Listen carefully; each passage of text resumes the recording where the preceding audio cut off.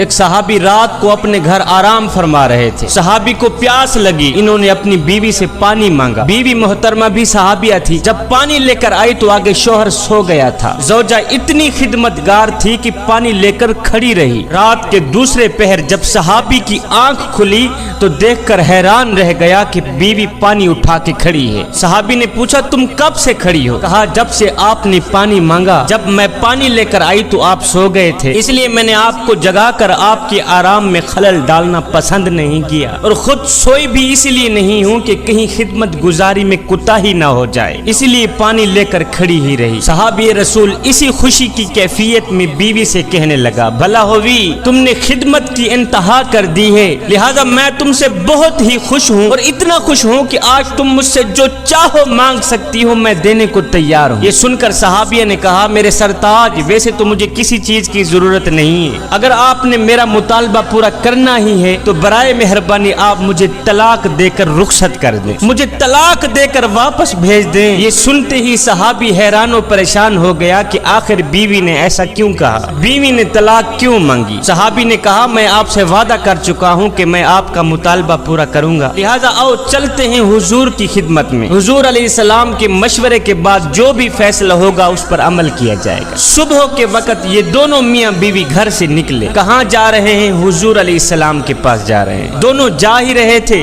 راستے میں صحابی کا پاؤں پھسلا، وہ منہ کے بل زمین پہ گر گئے، بیوی نے فوراً ہی صحابی کو اٹھایا، اٹھاتے ہی کہا او میرے سرتاج تجھے چوٹ تو نہیں لگی، اور تجھے چوٹ تو نہیں لگی؟ صحابی نے کہا بھلا ہووی باقی تو سب ٹھیک ہے لیکن پاؤں میں شدید درد ہو رہی، شدید تکلیف ہو رہی۔ یہ سنتے ہی صحابیہ بیوی نے کہا او واپس گھر چلتے ہیں، اب مجھے طلاق کی کوئی ضرورت نہیں، اب مجھے طلاق کی کوئی ضرورت نہیں ہے۔ کہا وہ کیسے، یہ ماجرا کیا ہے؟ صحابیہ نے کہا مسئلہ یہ ہے کہ میں نے سنا ہے کہ جسے ساری زندگی میں کوئی تکلیف نہ ہو اس کے ایمان میں شک ہوتا ہے، اور جو بھی ایماندار ہوتا ہے وہ تکلیفوں میں ضرور آزمایا جاتا ہے۔ مجھے آپ کے ساتھ رہتے ہوئے اتنا عرصہ گزر چکا ہے، اتنا عرصہ بیت چکا ہے کہ آپ کو کبھی بھی کوئی تکلیف نہیں پہنچی، اس لیے میں نے سوچا کہ ایسے آدمی کے نکاح میں رہنے کا فائدہ ہی کیا ہے جس کا ایمان بھی مشکوک ہو، لیکن جب راستے میں آپ کے پاؤں کو چوٹ لگی تو میرا شک دور ہو گیا